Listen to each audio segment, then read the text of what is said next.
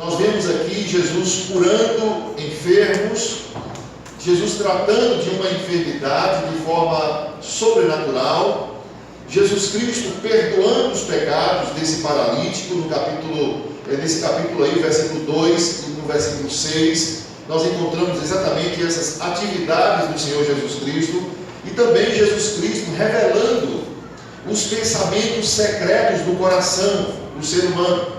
No versículo 4 diz: Jesus, porém, conhecendo-lhes os pensamentos, disse: por que cogitas o mal? Por que cogitais o mal no vosso coração? Irmãos, não vamos perder de vista estas grandes verdades. Jesus está aqui curando, fazendo milagres, Jesus está perdoando pecados, e Jesus está esclarecendo, Jesus está aqui percebendo, vendo os pensamentos ocultos que estão nos corações daquelas pessoas.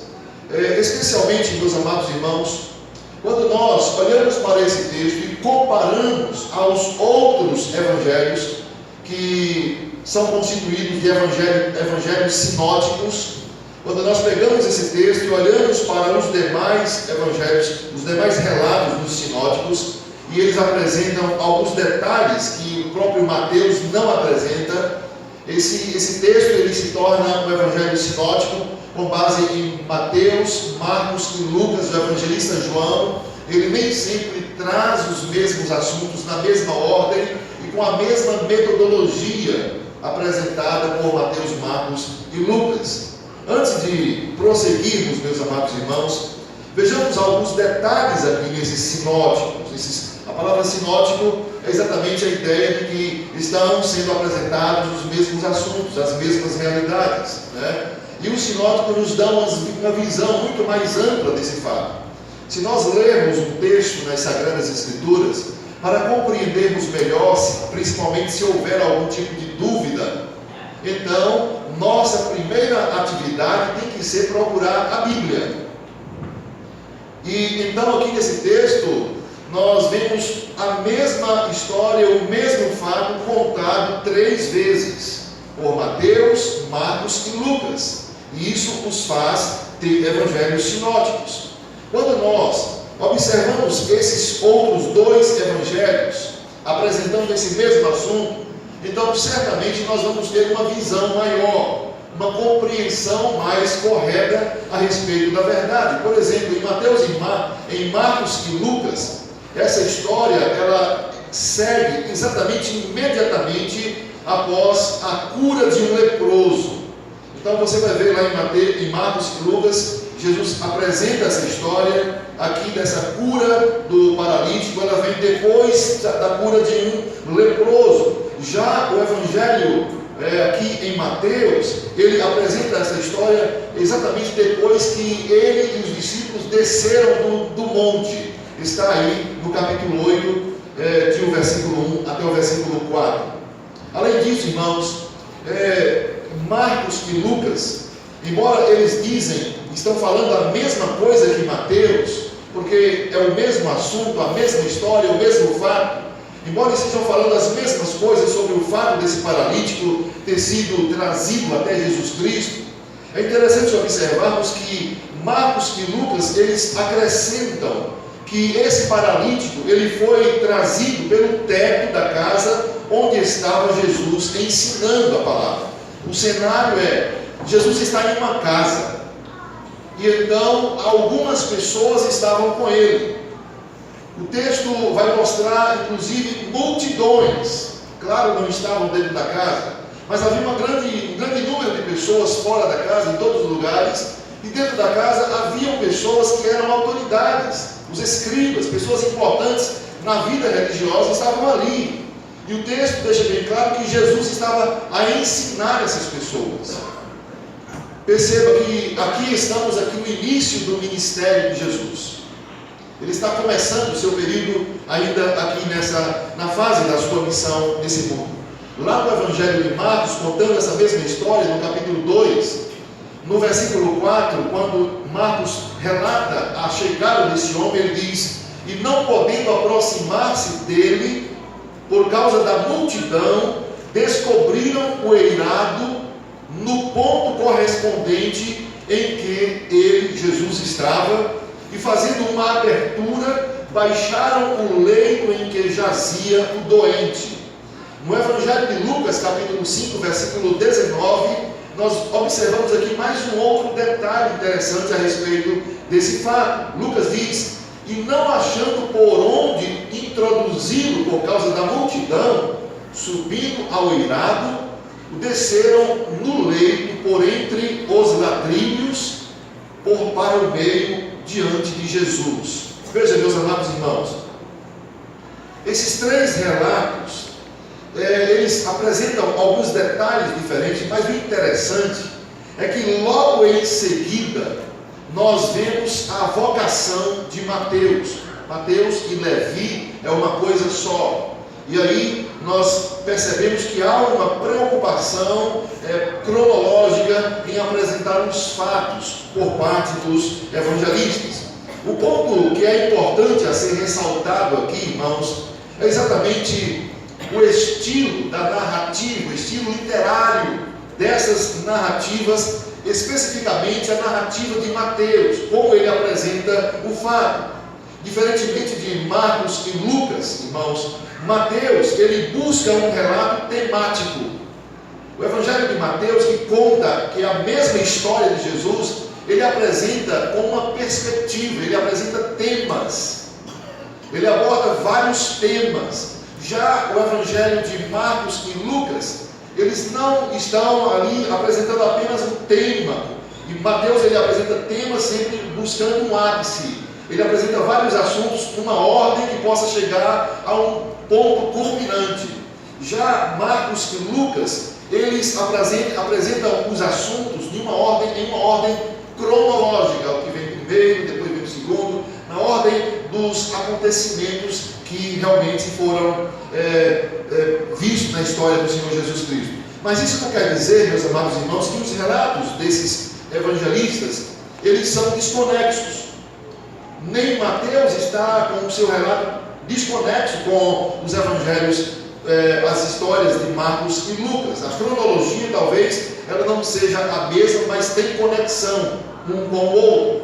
O que ocorre, irmãos, é que Mateus, ele não prioriza a cronologia, mas também não foi descuido dele a respeito desse assunto, dessa mesma atividade. Os seus relatos sempre buscam, como nós falamos, o clímax.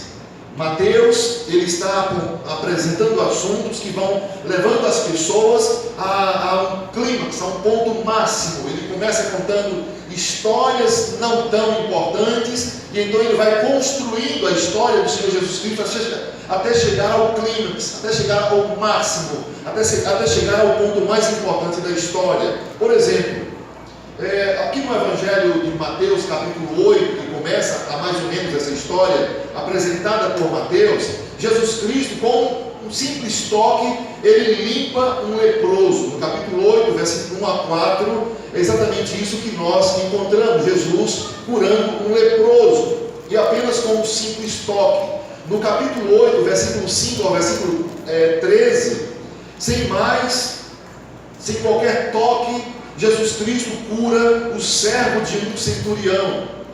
Depois Jesus vem e bane a febre com mais milagres de algumas pessoas. Ele está aqui realmente fazendo cada vez mais milagres importantes, marcantes. Para quê? Para que a sua glória seja cada vez mais conhecida. E ele então, além de tantas outras coisas, ele anda sobre as águas, ele acalma a tempestade, ele cura o servo de um centurião. Jesus Cristo, ele acalma os ventos e as ondas. Além do mais, não é somente sobre o universo físico que Jesus abrange, que ele age com o seu poder, com a sua ação. Jesus também, ele mostra, e Mateus vai mostrando aqui, que Jesus tem autoridade também sobre os demônios. Aí no capítulo 8, versículo 28 ao 34, Jesus então está expulsando demônios, né? Tudo isso, irmãos, foi relatado para nos mostrar duas coisas. Mateus está aqui, a partir desse capítulo 8, tentando enfocar exatamente o poder e a autoridade de Jesus Cristo. Porém, o clímax, o ponto máximo desse relato do capítulo 8 para cá, é exatamente o que nós acabamos de ler. É esse relato do milagre com esse homem paralítico que foi trazido para a presença do Senhor Jesus. Que seria mais um dos muitos milagres, porque Jesus já tinha feito outros milagres. Seria mais um dos outros milagres do Senhor Jesus Cristo se algo não tivesse acontecido diferentemente dos demais. Algo aqui está sendo demonstrado por Mateus, que é a sua autoridade para perdoar pecados. Nos demais milagres, nas demais atitudes do Senhor Jesus Cristo, nas demais atividades, a gente não vê Jesus, não é apresentado Jesus falando o que ele fala aqui na cura desse paralítico. Veja, o homem chega próximo ao Senhor Jesus e Jesus não fala, não resolve o problema daquela pessoa segundo a perspectiva humana, que seria curar aquela paralisia, mas Jesus vai e diz: estão perdoados os seus pecados. A sua autoridade para perdoar pecados, a sua autoridade para livrar o coração do homem da culpa. E este é exatamente o clímax, esse é o ponto máximo da história contada por Mateus. Ele vem construindo a partir dos temas, e então ele aqui no capítulo 9 mostra exatamente esse ponto máximo. Para quê? Para demonstrar que Jesus tem autoridade para não apenas curar, mas principalmente para perdoar pecados, para livrar o coração humano da culpa pelos seus pecados.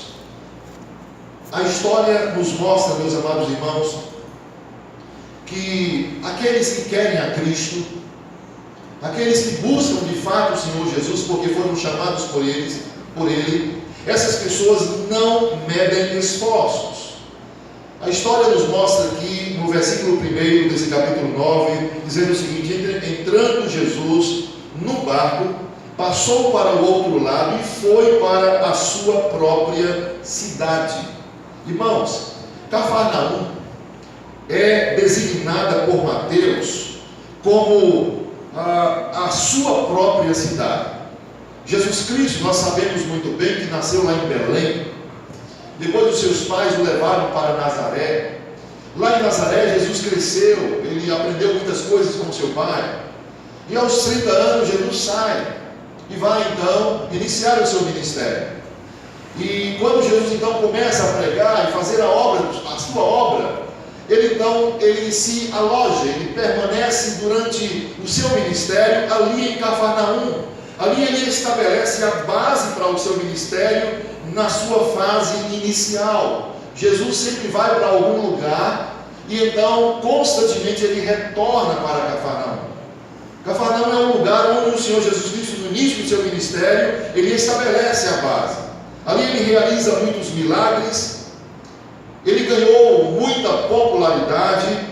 Estando em casa, nós não sabemos aí, esse texto, quando diz estando ele em casa, não sabemos que casa seria esta. Diz a palavra: eis que lhe trouxeram um paralítico deitado num leito. Trouxeram um homem paralítico deitado numa maca, em um leito, é mencionado aí nesse texto. Marcos, ele é bem específico em dizer lá em capítulo 2, versículo 3, que aquele homem foi levado por 4 outros homens. Haviam 4 pessoas carregando aquele leito com aquele paralítico. Por estar cheia a casa, então as pessoas não tinham como mais entrar numa maca, porque Jesus estava ali ensinando, pregando, fazendo exatamente o ensino da palavra do Senhor. Eles não tiveram uma outra opção a não ser descobrirem o eirado da casa.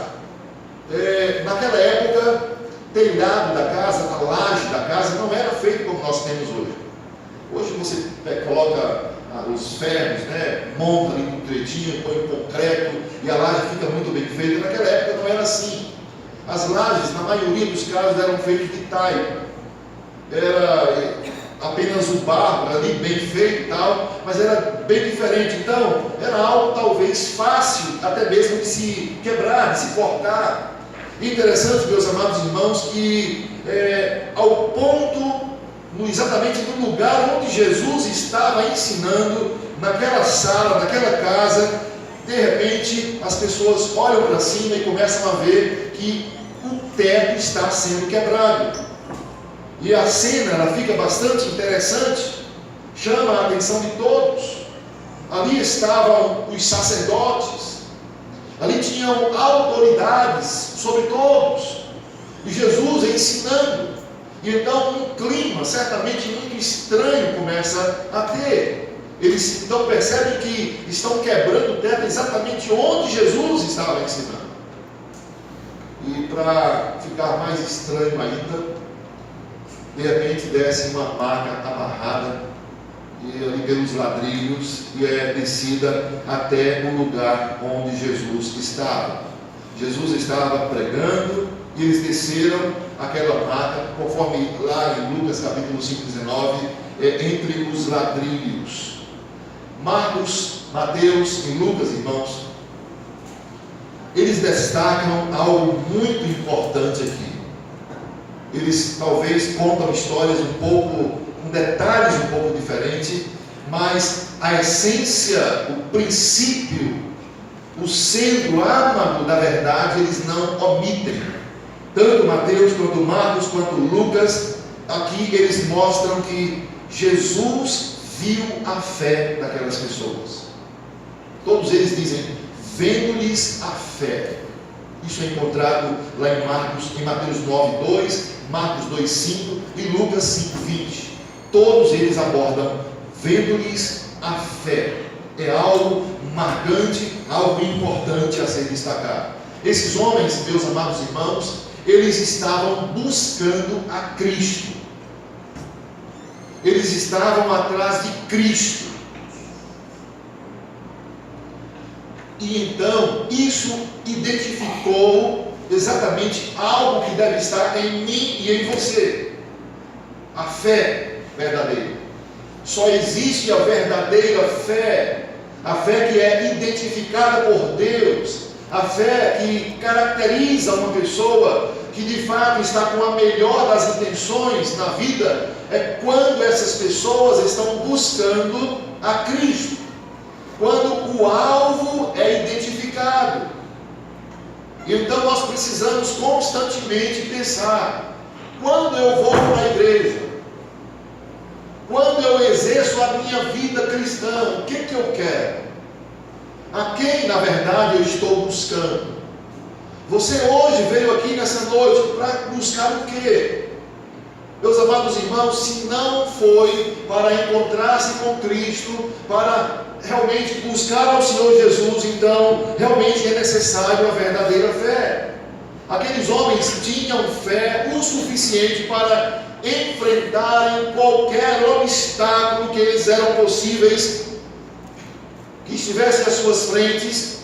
Eles tiveram fé para enfrentar todas as dificuldades e então eles foram prontos para vencer. Não é simples, irmãos, a situação enfrentada por aquele paralítico e aqueles outros 4 homens que os levava para encontrar com Jesus. Nem mesmo a multidão que ali estava. Tanto Mateus, Marcos e Lucas, eles falam que por causa da multidão, então eles subiram no eirado. Havia uma multidão e eles não desistiram. Eles perseveraram porque eles tinham o objetivo de encontrar Cristo. Quantas vezes você, ao sair de casa, encontra um problema, uma dificuldade, e você diz, estou chateado, não quero mais saber de ir para a igreja. Marido com a mulher briga na hora de ir para a igreja, tem uma discussão lá e tal, aí os dois vão para um canto e não querem mais saber de vir ouvir a palavra. Sabe por quê? Porque o objetivo não era encontrar Cristo.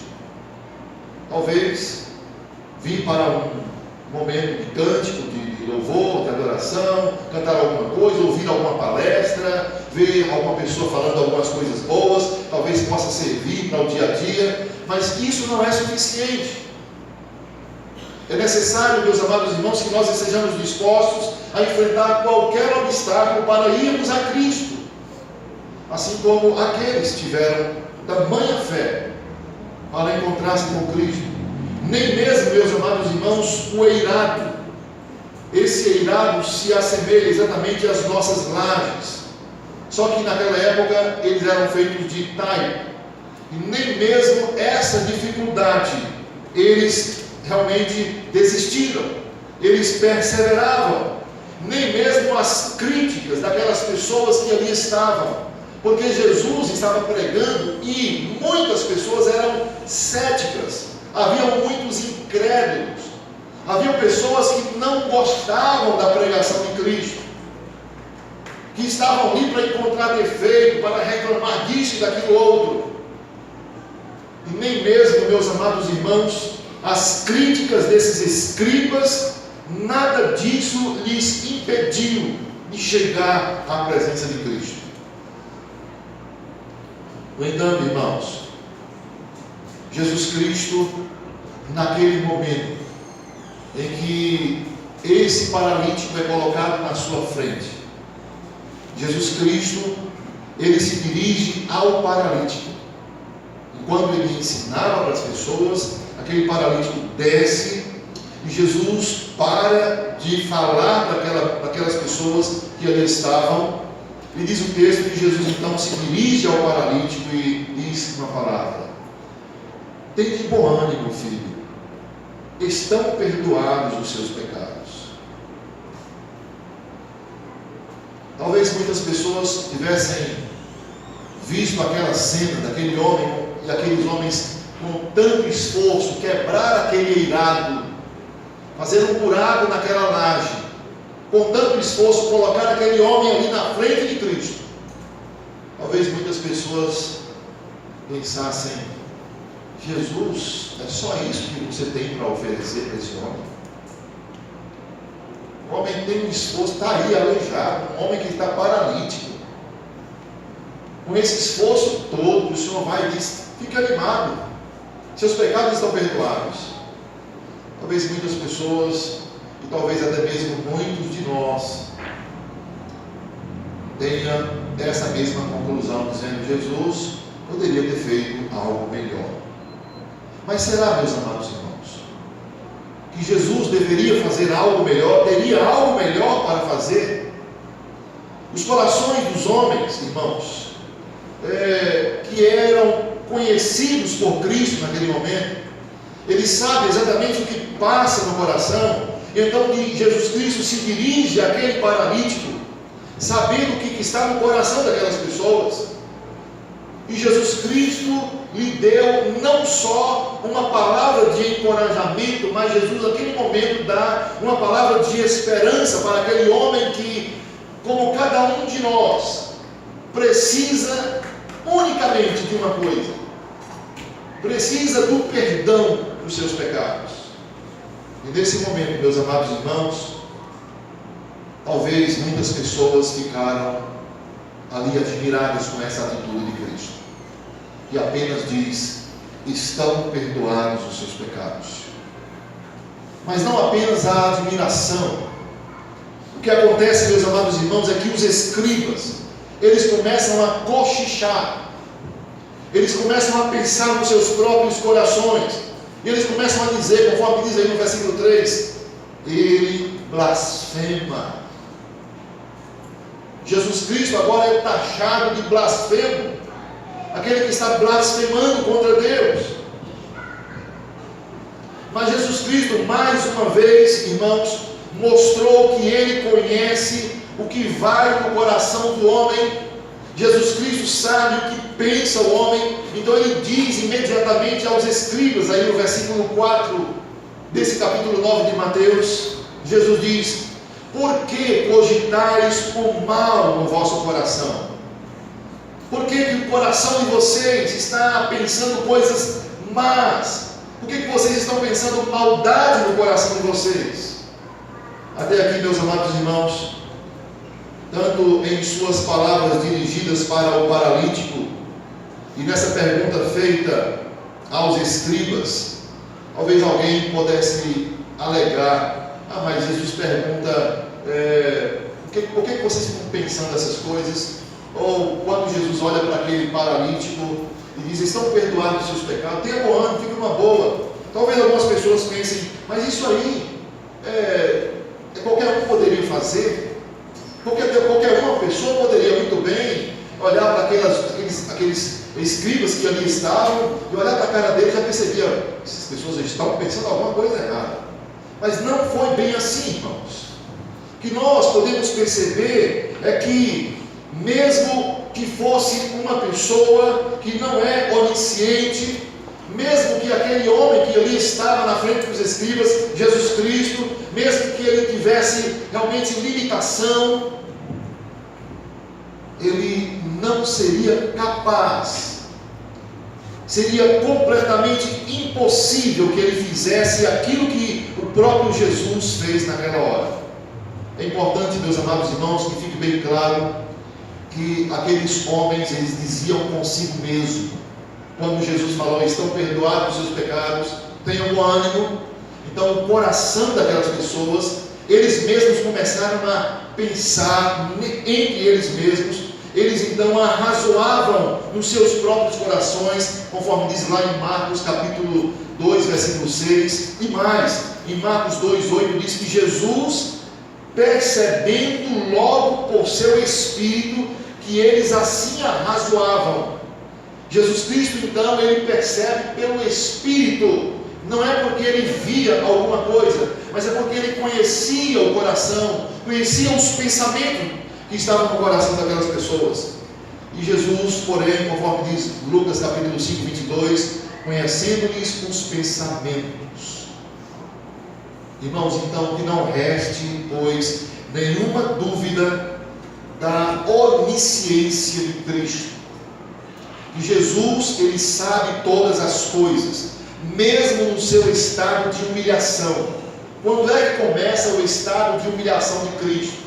Quando ele vem a esse mundo, quando ele nasce, na sua encarnação, ali começa uma profunda humilhação para Cristo. Por que humilhação? Porque ele deixou a sua glória. Ele é Deus perfeito, não há qualquer falha. Ele é o Criador do mundo, ele é o Senhor sobre todas as coisas. Cristo Jesus, ele é a autoridade máxima. Jesus Cristo, ele é a expressão exata do ser de Deus. Ele se humilhou, se fazendo homem, habitando com pessoas como eu e você. Ele habitou no meio de pecadores. Ele não quis coroa. Ele foi humilde, onde não tinha sequer onde reclinar a cabeça. E não apenas nessa questão material, mas Jesus Cristo, que é Deus, ele se humilhou quando se fez homem, quando assumiu a forma de homem, como eu e como você. O foco dessa história, meus amados irmãos, apresentada por Mateus, é exatamente esse: apontar para a autoridade de Cristo, o que estava no coração desses escribas, nesse momento quando Jesus falou: estão perdoados os seus pecados. O que estava no coração deles era a incredulidade. Quando ouviram Cristo falar como aquele que de fato é o Rei dos Reis, o Senhor dos Senhores, e imediatamente a incredulidade pairou no coração daqueles escribas. Meus amados irmãos, eles chamaram Jesus de blasfemo. Sabe por quê? Por uma palavra que Jesus falou. Jesus disse: estão perdoados os seus pecados. Diz aí no versículo 2 de Mateus 9. Por conta dessa palavra de Cristo, ele foi chamado de blasfemo. A pergunta que Jesus dirige a esses escribas, porque depois que eles começaram a falar que ele era blasfemo, Jesus, conhecendo-lhes os corações, Jesus se volta para esses discípulos, e então ele faz uma pergunta que é exatamente o ponto central de toda essa história. A pergunta de Jesus é: qual é o mais difícil? Para vocês, o que é mais difícil dizer? Estão perdoados os seus pecados ou levanta-te e anda? Jesus pergunta para aqueles escribas: o que é mais difícil fazer? Irmãos, para qualquer ser humano, especialmente para um blasfemo que se diz Deus, como aqueles escribas estavam chamando Jesus, né? Esse homem está dizendo: estão perdoados os seus pecados, e na mente dele somente Deus pode fazer isso.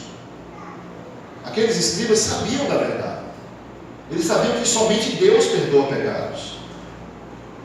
E então Jesus pergunta: o que é mais difícil? Estão perdoados os seus pecados ou levanta-te e anda? Na mente daquelas pessoas, qualquer pessoa que tivesse querendo ser Deus, imagina, inclusive aquele blasfemo, sem de fato ser Deus, para eles então a resposta seria: qualquer uma dessas duas coisas não somente é difícil, como é impossível.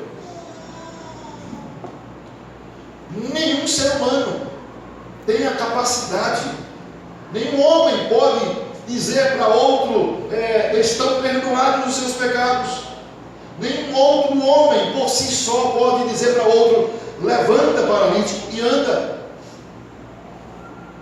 Isso não é habilitação de qualquer ser humano. Nenhum homem pode fazer isso, irmãos.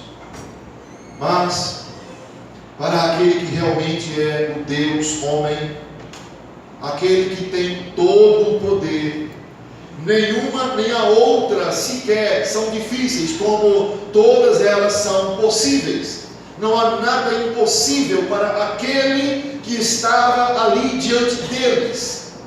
E no entanto eles o chamaram de blasfemo.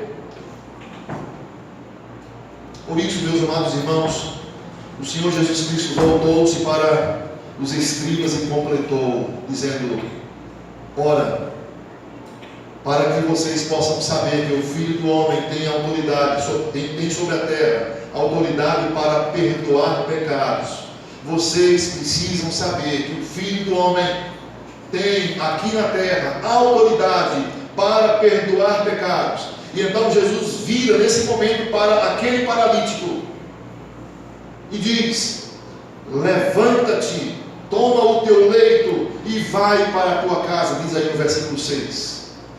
E o versículo 7 diz que imediatamente, levantando-se, aquele paralítico partiu para a sua casa.